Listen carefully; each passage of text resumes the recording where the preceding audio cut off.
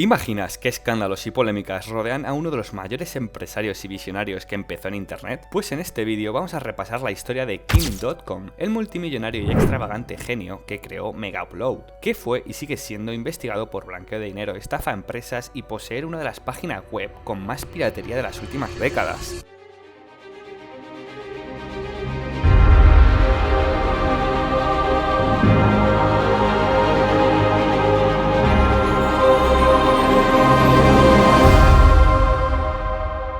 Kim Dotcom, cuyo nombre real es Kim Smith, es un empresario y activista tecnológico nacido en Kiel, Alemania, el 21 de enero de 1974. Conocido por su vida excéntrica, su implicación en la tecnología y sus enfrentamientos legales, su historia abarca desde sus inicios como hacker hasta su éxito y caída como fundador de Megaupload, una de las mayores plataformas de intercambio de archivos en línea. Pero empecemos por el principio. Kim no tuvo una infancia muy normal. Su padre se pasaba bebiendo y algunas noches llegaba a su casa y golpeaba a su familia, dejando a Kim algún trauma y varias visitas al psicólogo.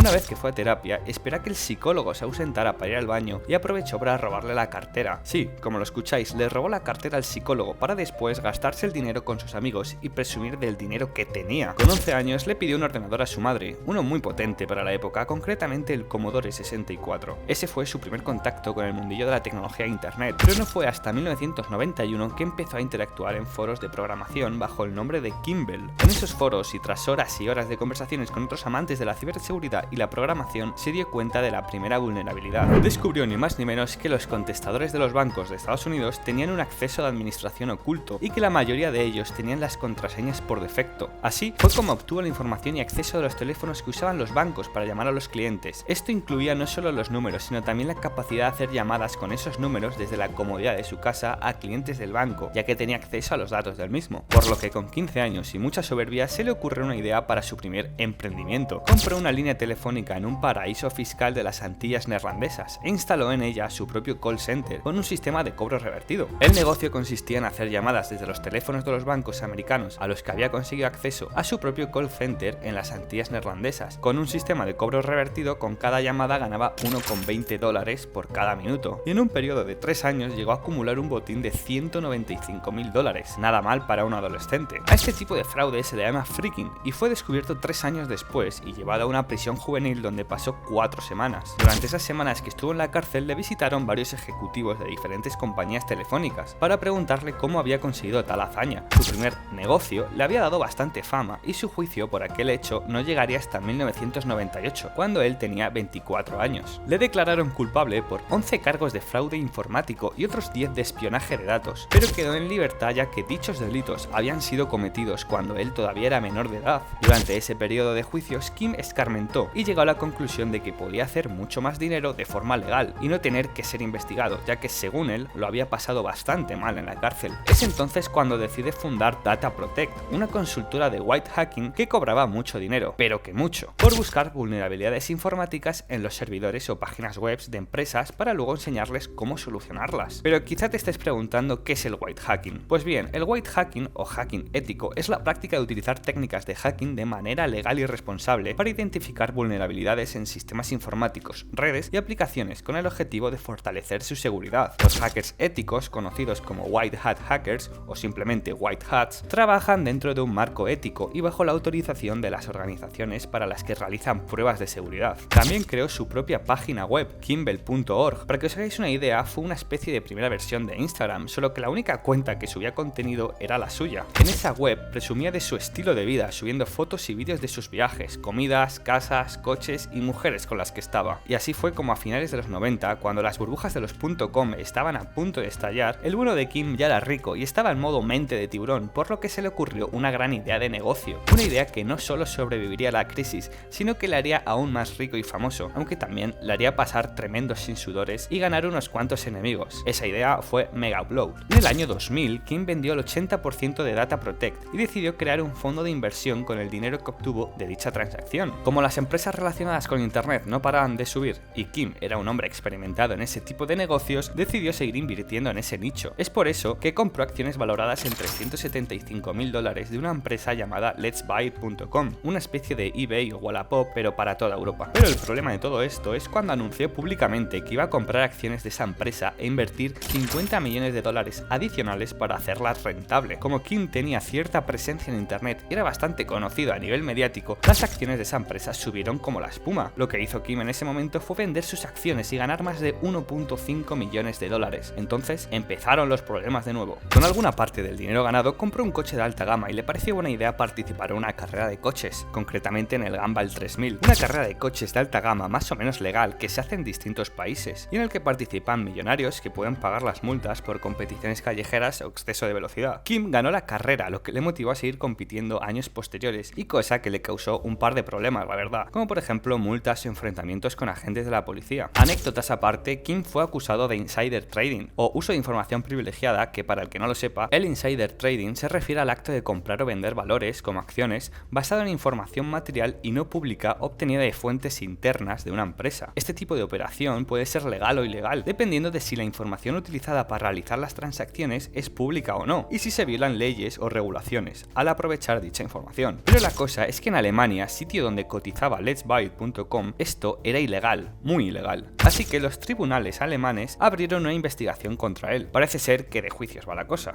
La maravillosa idea de Kim fue coger todas sus pertenencias e irse a vivir a Tailandia. Mientras tanto, el proceso seguía y como Kim no contestaba y se negaba a volver a Alemania, le retiraron el pasaporte alemán, convirtiéndose en uno de los primeros millonarios indocumentados, cosa que por cierto es ilegal en Tailandia, así que las autoridades tailandesas le tuvieron que arrestar. De vuelta a la cárcel, Kim. Años después, Kim diría públicamente que esa fue una de las peores experiencias que vivió, ya que experimentó unas condiciones de vida nefastas. Pero tranquilos, porque 2 días después de entrar en la cárcel, la embajada alemana le ofreció un pasaporte, lo que le sacaría de la cárcel, a cambio de que fuese a Alemania y acceda a ser procesado, a lo que Kim aceptó. Una vez en Alemania, fue juzgado y condenado a 20 meses de prisión por uso de información privilegiada, pero esto sirvió de poco, ya que pagó la fianza de 100.000 euros y se libró de la cárcel. Nada más salir de la cárcel, Kim cogió un vuelo y aprovechando la nacionalidad finlandesa por parte de su madre, decidió cambiarse allí el nombre al de Kim Tim Jim Vestor. Seguidamente después, a principios de los 2000, se mudó a Hong Kong, un paraíso fiscal para el que no lo sepa. Allí utilizó su nacionalidad finlandesa para crear un holding empresarial a nombre de Kim Tim Jim Vestor, llamado Kimpire Limited, con $250.000. Intentó crear una especie de esquema que pagaría intereses milagrosos llamado Trenx, que presuntamente usaba la inteligencia artificial para ganar dinero, pero vamos, esto terminó con una multa por parte de la Comisión de Valores de Hong Kong por promover la venta de valores no autorizadas. Jamás dieron permiso al proyecto. Además, registró Data Protect, empresa de la que seguía recibiendo dinero allí en Tailandia. Más tarde compró el dominio King.com, hito que le haría realmente famoso. Incluso más tarde se cambiaría el nombre legal a King.com. Mientras seguía corriendo en la carrera del Gumball 3000, aunque no ganaba como en 2001, grababa sus carreras y las enviaba a sus amigos por correo. Pero había una cosa que no le gustaba de todo eso. Gmail no te deja enviar vídeos que pesan mucho, por lo que se le complicaba al querer enviar los vídeos de sus carreras a sus amigos. Fue entonces cuando se le ocurrió la maravillosa idea de crear Megaupload, donde Kim subía los vídeos de sus carreras para que sus amigos pudieran verlos. La web y toda la infraestructura que requería lo creó junto a unos amigos que tenía cuando aún era hacker. Todo estaba a nombre del tal Kim Tim Jim Vestor, el nombre finlandés que se puso para que las autoridades alemanas no lo asociaran con él. Sin embargo, la página fue un éxito inesperado. Los usuarios empezaron a subir y bajar todo tipo de archivos. Para la gente que no esté muy ubicada, era como un WeTransfer pero a nivel masivo. Para que os hagáis una idea, tú podías ir a un vídeo de YouTube o buscar mismamente en Google descargar GTA 3. Era tan fácil como pinchar en el enlace que te dejaban de Megaupload y descargarte el archivo. Lo hacías desde la misma web, por lo que no necesitabas descargar ningún programa externo, como lo hacía Torrent. Para poder monetizar la web, Kim no solo utilizaba los anuncios, sino que también incorporó la suscripción. Ya sabemos todos cómo funciona. Versión gratuita, limitaciones, carga baja y anuncios. Y si obtienes el premium, más rápido, sin límites, más beneficios que te ofrecía el bono de Kim, etc. Poco a poco, este fue uno de los sitios más usados de todo internet. Y una vez más, ¿adivináis lo que pasó? Exacto, más problemas con las autoridades. A medida que el sitio crecía y más personas compartían y descargaban contenido, más se llenaba el sitio de contenido con copyright, lo que se traduce en piratería. Precisamente para evitar problemas con la justicia, Megaupload estaba registrado en Hong Kong, a nombre de Jim Vestor, pero los medios y los internautas pronto descubrieron que quien estaba detrás de Megaupload era realmente King.com. En 2010, Kim intentó implementar un sistema de recompensas para para aquel que subiese archivos de menos de 100 gigas y no tuviera copyright. Cada vez que alguien descargaba su archivo, recibía un punto. Con 10.000 puntos podías conseguir un mes de membresía gratis, y los premios llegaban hasta casi los $10.000 para quienes consiguieran 5 millones de descargas. Para 2011, este sistema de recompensas fue anulado, pero ojo, porque esto será importante más adelante. Kim se casó con una modelo filipina que se llamaba, atentos al nombre,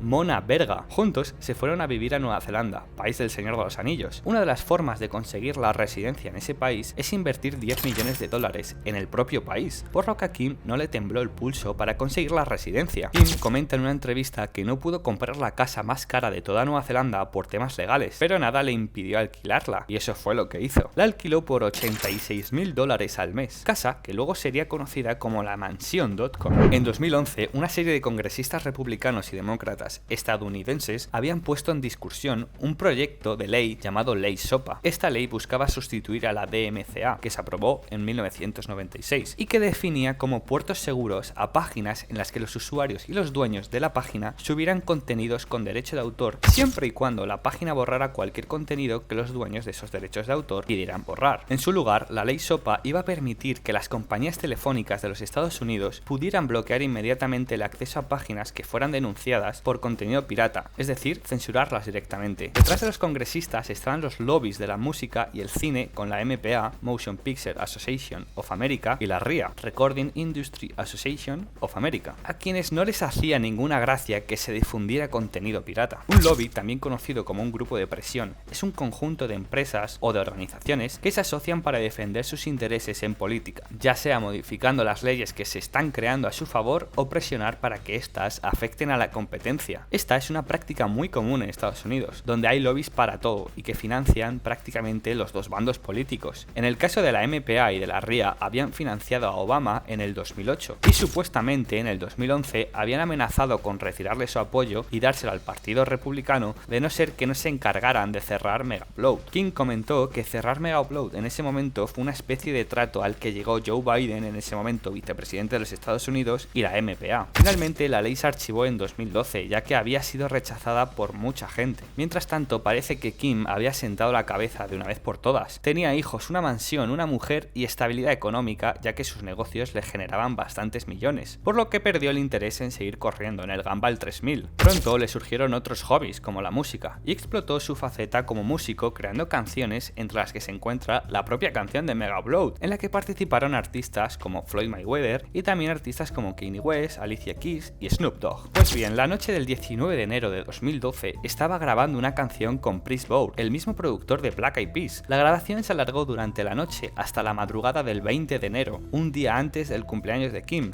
Mientras iban de regreso a la casa de Kim, le pareció que los estaban siguiendo y se lo dijo al chofer, pero no le dio importancia. Tampoco podrían haber hecho nada, ya que a Kim le estaba acechando prácticamente un ejército de agentes especiales neozelandeses coordinados por el propio FBI. Ese sería probablemente el peor cumpleaños de toda su vida. Cuando volvió a su casa se fue a dormir tranquilamente, pero escuchó el ruido de un helicóptero. Se enfadó ya que pensaba que era el suyo y le tenía dicho al piloto que no volase tan cerca de la casa. Lo que Kim no sabía era que un ejército de agentes le esperaba afuera. Kim escuchó un golpe como si hubiesen tirado una puerta, por lo que Kim tocó un botón para alertar a sus empleados de seguridad, cogió su rifle Colt Commando y corrió a trincherarse a su habitación del pánico. Mientras lo hacía se dio cuenta de que no eran criminales ni terroristas los que habían entrado en la casa, así que no cerró la puerta de la habitación esperando a que le descubrieran para entregarse. Mientras tanto, fuerzas especiales neozelandesas irrumpían en la mansión de Kim por todos los frentes. Su esposa e hijos dormían y los empleados de seguridad de Kim no pudieron bloquear la entrada, ya que los agentes que bajaron del helicóptero los neutralizaron desde dentro. Habían pasado 13 minutos desde que tiraron las puertas cuando uno de los empleados de seguridad de Kim, con una pistola en la sien, dijo dónde estaba la habitación del pánico. Cuando Kim oyó que subían por las escaleras, soltó el rifle y levantó las manos. Se lo encontraron de pie frente a una columna, entregándose a las autoridades inmediatamente. Después recibió un puñetazo en la cara, varias patadas y un golpe en las costillas, y lo detuvieron. La razón por la que la redada fue tan exagerada, con helicópteros, 4 caravanas, perros policías, fuerzas del equipo de tácticas especiales y el escuadrón contra delincuentes armados, fue porque pensaban que Kim tenía una especie de botón de emergencia que le permitía borrar todos los servidores de Megaupload y deshacerse de todas las pruebas al momento. Por eso tenían que llegar de sorpresa, rápido y de forma eficaz. Las fuerzas de seguridad neozelandesas, de la mano del FBI, congelaron sus 64 cuentas bancarias en distintas partes del mundo. Al parecer le quitaron unos 175 millones de dólares. También se llevaron 18 coches de lujo y obras de arte. Los otros socios de Kim en Mega Upload también fueron detenidos, incluyendo a 3 que se encontraban en la mansión que llegaron antes para el cumpleaños de Kim. Así es como Finn Batato, Matt Matías, Ortman Bram, Banner Kolk y el propio Kim fueron llevados a la cárcel de Mount Eden. Tanto Kim como sus compañeros fueron liberados pocas semanas después de ser arrestados. Después de esto comenzó un largo proceso de apelaciones. Un juez dictaminó que la redada había sido ilegal y que se habían cometido excesos de poder y abusos. Después de eso, Kim se convirtió en lo que se conoce como un activista. Lo podéis comprobar en el último vídeo que subí, el especial Navidad, al que os invito a todos a verlo. Ojo, que detrás de su arresto está claro que estaba Hollywood, el lobby del entretenimiento que se quejaba de estar perdiendo dinero por la piratería, pero también es verdad que quien metió mano ahí fue el gobierno de los Estados Unidos, entonces presidido por Barack Obama. Por lo tanto, a partir de ahí, y con toda la lógica del mundo, Kim empezó a criticar y denunciar todo lo que hacía el Partido Demócrata. También se metió con el primer ministro de Nueva Zelanda, John Key. Según Kim, John Key habría conspirado con Hollywood y el gobierno de los Estados Unidos para atrapar a Kim. Al ser primer ministro, Key era el Government Communication Security, básicamente el líder de la agencia de inteligencia de Nueva Zelanda, que se encargó de espiar a Kim y entregar esa información al FBI. Por otro lado, John Key decía que no sabía quién era Kim hasta que ocurrió la redada, pero es más, durante las investigaciones posteriores, la misma policía neozelandesa descubrió que la agencia de inteligencia había espiado ilegalmente a Kim y a otras 87 personas. Es por eso, en septiembre de ese mismo año y en medio de grandes protestas en pro de la privacidad, John Key tuvo que disculparse públicamente por los errores humanos cometidos durante el asalto a la mansión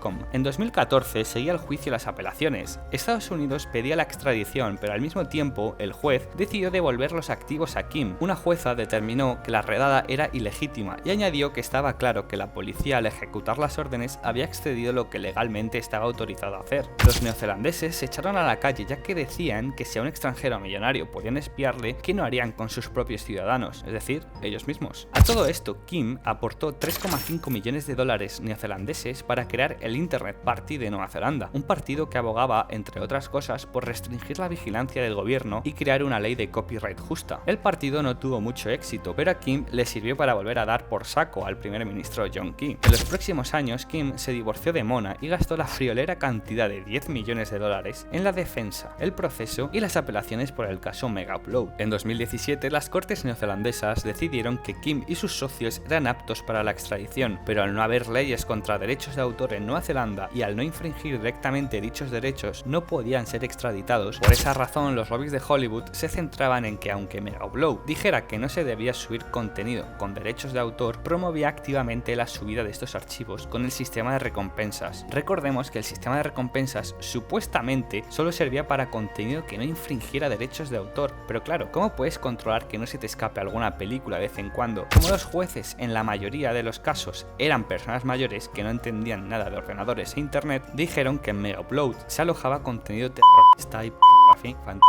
Supuestamente el propio FBI había subido ese contenido en un intento de meter más leña al fuego. Los jueces dijeron que Mega Upload había cometido infracción de derechos de autor en segundo grado. Ninguna persona o entidad había sido acusada antes de infringir derechos de autor en segundo grado. Kim y su equipo habían hecho todo lo posible para mantener el negocio legal. No solo expiraban contenido con derechos de autor cada cierto tiempo, sino que tenían una línea directa con estudios musicales de videojuegos y de cine. Esto le permitía a los dueños de los derechos de autor borrar los archivos que consideraban que violaban sus derechos de autor sin que Mega Upload pudiera revisar u objetar esa decisión. Aparte, las fuerzas de seguridad neozelandesas no tenían nada que hacer con Kim.com, que era un ciudadano alemán y finlandés, ni con Mega Upload, un sitio web registrado en Hong Kong. Pero vamos, Kim siempre fue un emprendedor nato, y como es evidente, la caída de Mega Upload no iba a ser su fin. Con la redada, Kim perdió la gallina de los huevos de oro. En diciembre de 2012 subió un vídeo a su canal de YouTube, donde le deseaba a todo el mundo un Mega Christmas. Y exactamente un año después de que asaltaran su casa, Kim invitó a mucha gente a la mansión. Se burló de la redada y lanzó Mega, un servicio muy parecido a Mega Upload, pero para evitar problemas con la ley los datos están encriptados, lo que significa que en Mega no podían saber qué eran los documentos. Este hueco legal le permitió abrir y mantener otro sitio web de almacenamiento en la nube, incluso mientras estaban entre juicios y apelaciones. A día de hoy Mega sigue funcionando y es muy conocida, pero hay que decir que poco a poco Kim fue saliendo de su participación en Mega. Por un lado, él ya no quería verse relacionado con ese producto, y por el otro, desde Mega querían deshacerse de la imagen que Kim proyectaba en su compañía. En 2018 Kim se volvió a casar, esta vez con Elizabeth Donnelly, y en 2021 se mudaron a una villa mucho más modesta en el sur de Nueva Zelanda, una casa de solo 12 millones de dólares. Kim tiene una vida mucho más privada y en la actualidad ya tiene 50 años y 6 hijos, todos nacidos por fertilización in vitro. En Twitter sí que se le ve mucho más activo, sobre todo metiéndose con el gobierno de Joe Biden. A Kim no le fue muy bien en el ámbito musical, por lo que no le vimos más en su faceta de productor, ni tampoco se le vio en el Gumball 3000 corriendo con más multimillonarios. Los juicios y apelaciones todavía no han acabado. De hecho, en junio de 2023, dos de los socios de Kim, Matthias Hortman y Bram Van, se declararon culpables en Nueva Zelanda de hacerle perder dinero a los artistas por estar implicados en el caso Mega Upload. Fueron condenados a 2 años y medio de cárcel.